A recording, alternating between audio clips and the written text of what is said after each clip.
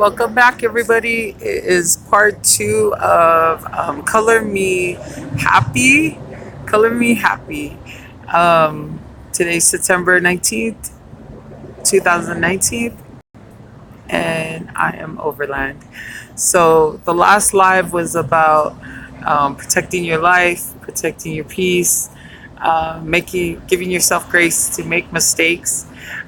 This one, I want to talk about age and age and getting married. So it's 301, 316. We should hit 15 minutes. And so I will try to keep track because once I get off on this subject, I could go on for days and days. But let's get to it. So last night, I was blessed enough to be with my sister cousins and my sister. I only have one biological sister, but once people enter my life um, and I deem them as family, they become my sister.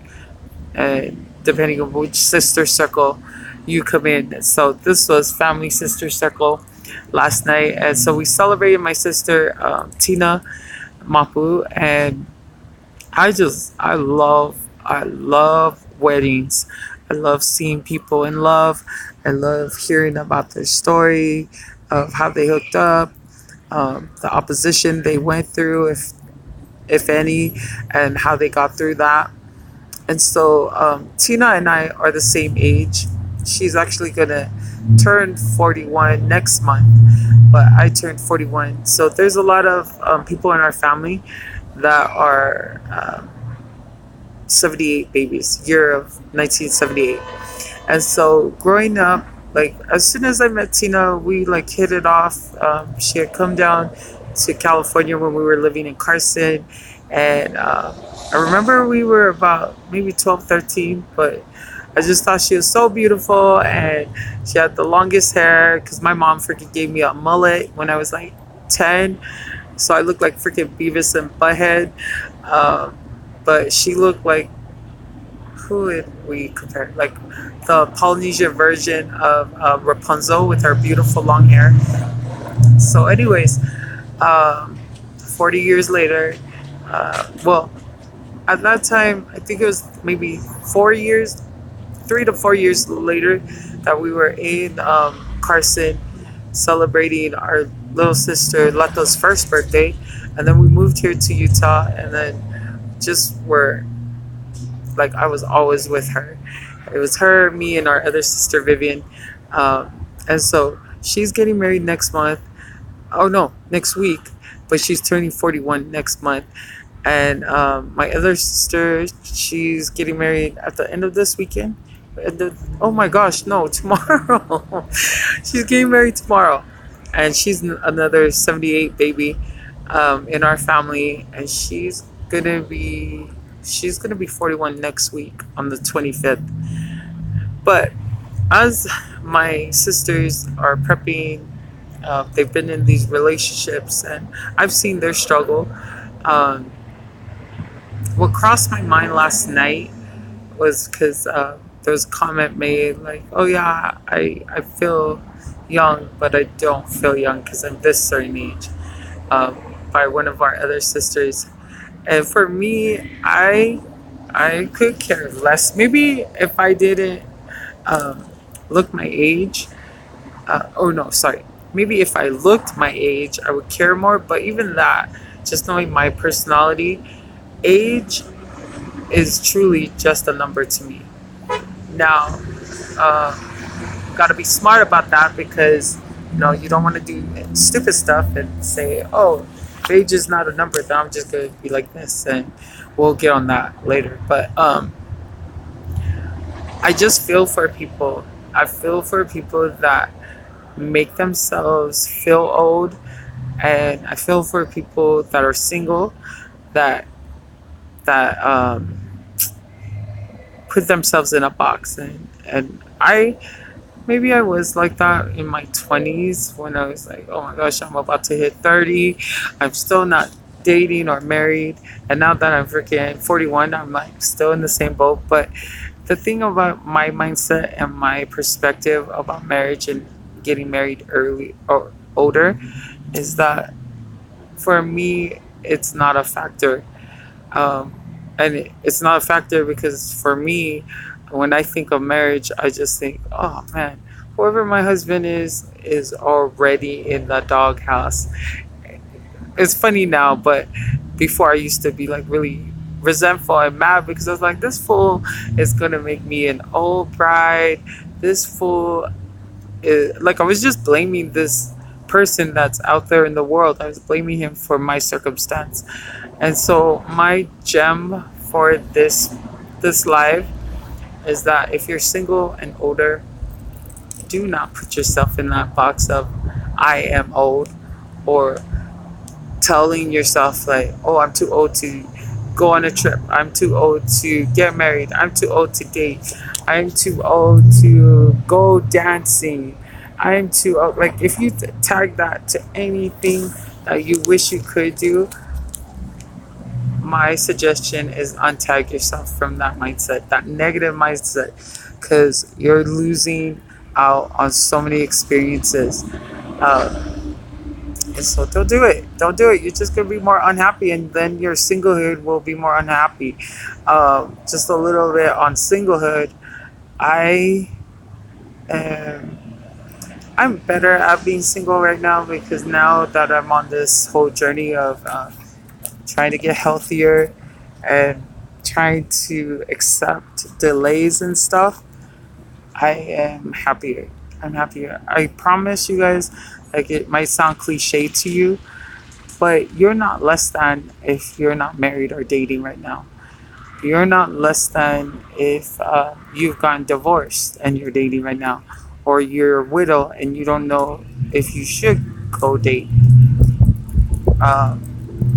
Stop telling yourself those negative thoughts. Stop saying I'm old, or I'm not worthy of dating because A, B, or C. Right? I'm telling you, it's not worth it.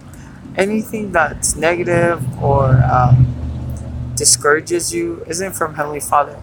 Heavenly Father wants us to be happy. In the scriptures, in the Book of Mormon, it says, men are that they might have joy. When I first joined the church, their tagline is, "This is the gospel of happiness," and I was just like, coming from another religion, and I was like, happiness. This dang church, like, these members work too much. They always doing something, like busy 7 days a week. Um, but in my conversion and in my testimony about relationships and getting married, I'm so grateful Heavenly Father did didn't give me what I wanted when I was such a like smart ass. There's no other way to put it, but I was a smart ass, and so I don't. I feel like I'm less of one because I'm trying to be more cautious of. Okay, so why isn't this particular thing happening? Oh, maybe because I still need to learn this and this lesson. And so in my singlehood, the lessons that I have recently been acknowledging that I need to learn is how to be a better communicator, how to be more emotionally intelligent. When I like gave you guys that live about not letting people control your emotions, that's what I mean about being more emotionally intelligent. Like, when you know better, do better. Like, you'll hear me say that a lot.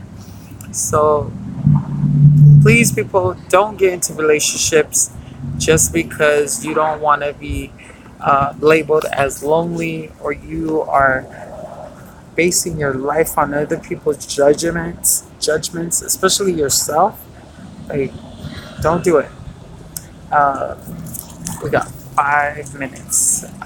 So on the age part, like, you're only, to me, my philosophy is you're only as old as you make yourself feel. So if there are lots of things on your bucket list you want to do, but you're discounting yourself because of your age, let it go. Let it go. I've been watching a lot of Eric Thomas's team, and they've been saying like, stop with the excuses. And so the other people that I've been telling you guys to follow is sleep is for the number four for shoot. Sleep is for, I don't want to say it's losers. Dang it, man. Okay, I'll be better at writing these things down because I thought I had it, but now I don't. Anyways, but they were saying like, stop with the excuses. Like, there's either excuses or execution, and he used an example where this guy was like, "Well, I can't paint," and they're like, "Why can't you paint?" They're like, I think he said something about, "Oh, because I have no hands," and then he met this other person who does paint, who has no hands. It's like, and he was like, and he was painting with his feet. Like, if there's a will, there's a way. So if there is a way for you to up your willpower and mindset to knowing, going back to the dating and getting over your age, there's a way.